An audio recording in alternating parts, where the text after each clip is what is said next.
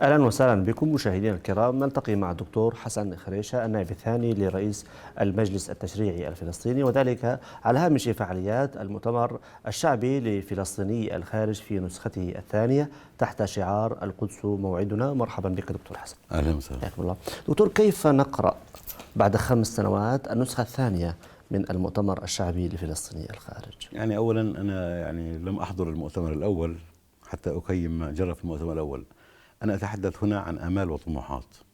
نحن بحاجة لتجميع الشتات الفلسطيني وتوحيد الشتات. السؤال: هل يمكن توحيد الشتات؟ لأن الشتات خلينا نقول لا يعاني ما يجمع أكثر مما يفرقنا نحن في الداخل الفلسطيني، وبالتالي الشتات متفق دائما كله على حق العودة، وبالتالي المصالح الاقتصادية، علاقاته مع الدول، علاقاته الأيديولوجيا ليست مهمة، وبالتالي المهم أن يجمع هذا الجهد من أجل تحقيق حق العودة وأن يكون بعيدا عن الخلافات الداخل فلسطين.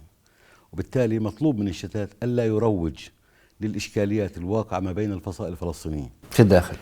نعم. وقد يكون هذا الأمر صعب شوية، على اعتبار أن الشتات الفلسطيني بدأ يعمل منابر بإطار في موجة اللي كان فيها منظمة التحرير والفصائل، لكن المطلوب اليوم أن يبتعد عن هذه الخلافات وأن يوحد جهده بشكل كامل حتى يكون له تمثيل سياسي.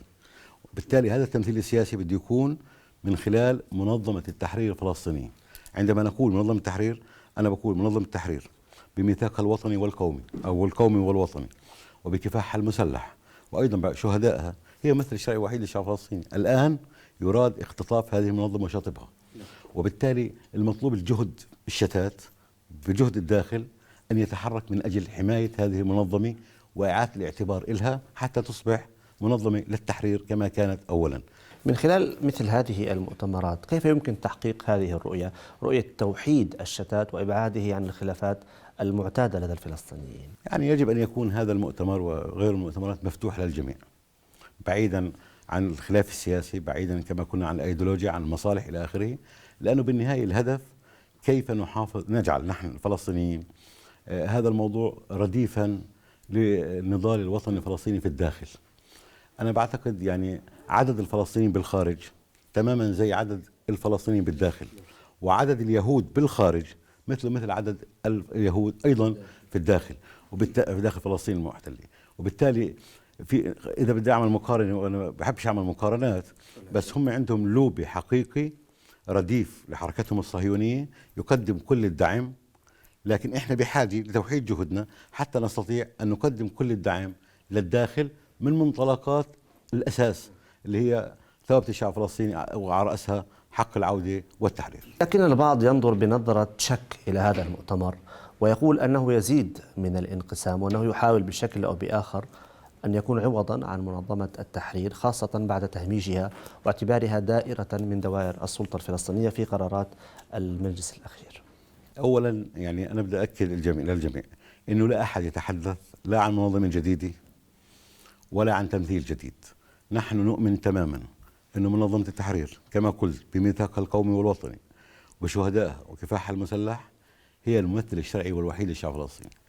عندما تم العمل على منظمة التحرير لأخذ خلينا نقول لتفريغها من مضمونها، وذلك بدأ منذ سنوات طويلة من 30 أو 40 سنة، عندما بدأوا بقضية التحول من التحرير إلى الاستدوال، ومن ثم تحولوا أيضا في أوسلو في شطب ميثاقها القومي وميثاقها الوطني، وبعد ذلك خلينا نقول أوسلو وما جرى في أوسلو، إلى أن وصلنا إلى الاجتماع الأخير للمجلس المركزي الفلسطيني اللي كان له أهداف محددة.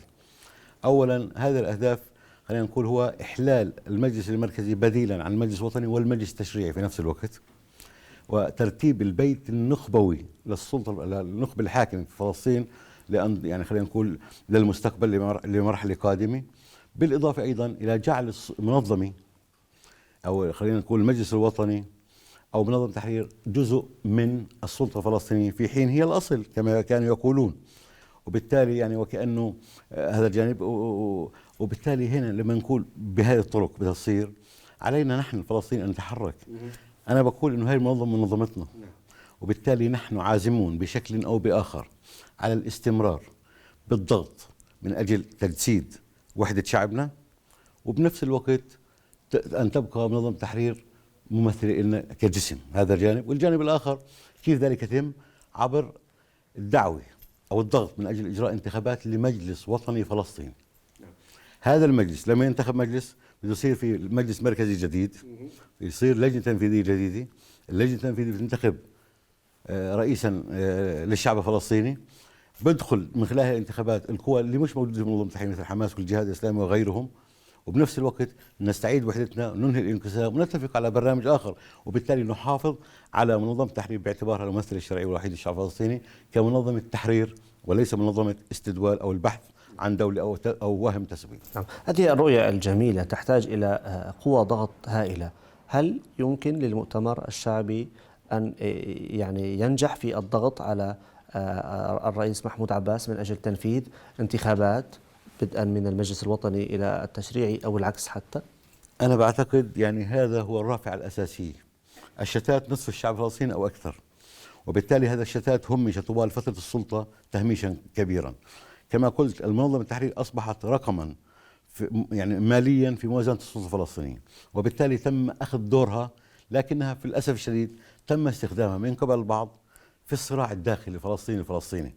عندما كان في مجلس تشريعي فازت حركة حماس في هذا المجلس، تم استخدام مؤسسات منظمة التحرير اللي هو المجلس الوطني وغيره والاستعاضة بها. اليوم يراد لهذا المجلس المركزي أن يكون بديلا عن المجلس الوطني وفي نفس الوقت بديلا عن المجلس التشريعي المنتخب. اليوم احنا نعاني من إشكالية، لا يوجد لدينا أي جسم شرعي منتخب حتى اللحظة، وبالتالي لابد من وجود يعني الحل الوحيد اللي نمتلكه اليوم هو إجراء انتخابات للعنوان السياسي. عنوان السياسي هو منظمة التحرير، وبالتالي يجب أن نبدأ من المجلس الوطني مش من المجلس التشريعي. هل يمكن المراهنة دكتور على 7 مليون فلسطيني يعيشون في الخارج، هذا الجيل الرابع ربما، هل يمكن المراهنة على أن ينهي شتات الفلسطينيين في الداخل؟ ما المطلوب؟ شوف، حتى لا ألا تبدو هذه رؤية حالمة بعض حتى لا يبقى الشتات أشتات. أولا يجب أن نتوحد ونبتعد عن إشكاليات الداخل اللي بيجمعكم أكثر من اللي يفرقنا في الداخل. واثنين كمان في نفس الوقت هاي الناس تواكة بتحمل قضية فلسطينية أكثر، بجوز بتعيشها تفاصيلها أكثر من الناس اللي بيعيشوا في الداخل، وبالتالي لها حلم عاشت عليه طوال السنوات الماضية، سواء كانوا اللاجئين اللي في المخيمات أو اللي في أوروبا أو في أمريكا وإلى آخره يحلموا بالعودة لفلسطين. هذول الناس بيشتغلوا بيعملوا طوال حياتهم من أجل أن يعودوا إلى فلسطين، وبالتالي هذول ممكن يشكلوا رافعة حقيقية بالإضافة للناس اللي في الداخل الفلسطيني، لأن الوضع الداخلي نحن نعيش حالة إحباط، بنعيش حالة وهم إنه ممكن نصنع سلامة مع الإسرائيليين وتسوية، وبنت كان واضح قال لا أوسلو ولا حل الدولي ولا حل الدولتين، وإنما دور وظيفي للسلطة على رأس التنسيق الأمني، وكان كمان يعني خلينا نقول انتعاش اقتصادي، وبالتالي الناس محبطة، الناس تريد التغيير. نحن الفلسطينيين لا نؤمن بالتغيير لا بالعنف ولا بغيرها، أنا بؤمن بالتغيير من خلال صندوق الاقتراع. صندوق الاقتراع شتات أهلنا يجب أن يشاركوا، أهلنا كمان بال 48 يجب يشاركوا. لما أقول بدي انتخابات مجلس الوطن لمين؟ أنا بدي انتخب، بدي أهلنا في 48 وأهلنا في 67 وفي الشتات، وبالتالي هذا هو الشعب الفلسطيني كله.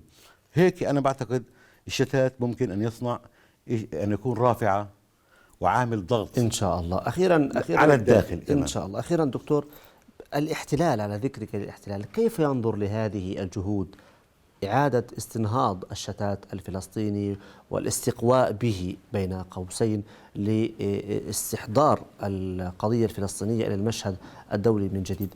هل يعني كيف يقيم برأيكم الاحتلال هذه الخطوة؟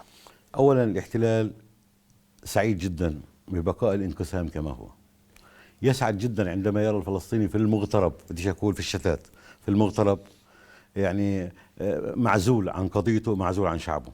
فما بالك عندما يرى هكذا مؤتمرات تجمع فلسطيني الشتات، سواء كانوا في أوروبا في أمريكا في العالم العربي، وبالتالي أنت بتعرف أنه يحارب هكذا مؤتمرات. أنا كنت في مؤتمر في برلين قبل فترة، وكان يعني عدد من خلينا نقول الصهاينة موجودين، كانوا يريدوا أن يمنعوا هذا المؤتمر يتم، لأنه يدركوا أنه أي تجمع فلسطيني بالنهاية بيهدف بالأساس ضد الاحتلال، وبالتالي الاحتلال يريد أن يكرس واقع الفرقة والانقسام ما بيننا، وأن يشغلنا بمشاكلنا الداخلية بعيدا عن الهم الوطني اللي كلنا بنحمله. ونحن لا يجب ألا نسمح له وأن تبقى هذه المحاولات مستمرة. أشكرك جزيل الشكر الدكتور حسن خريشة، كنت معنا ضيفا على هامش فعاليات المؤتمر الشعبي الثاني لفلسطيني الخارج. الشكر لكم أيضا مشاهدينا الكرام، إلى اللقاء.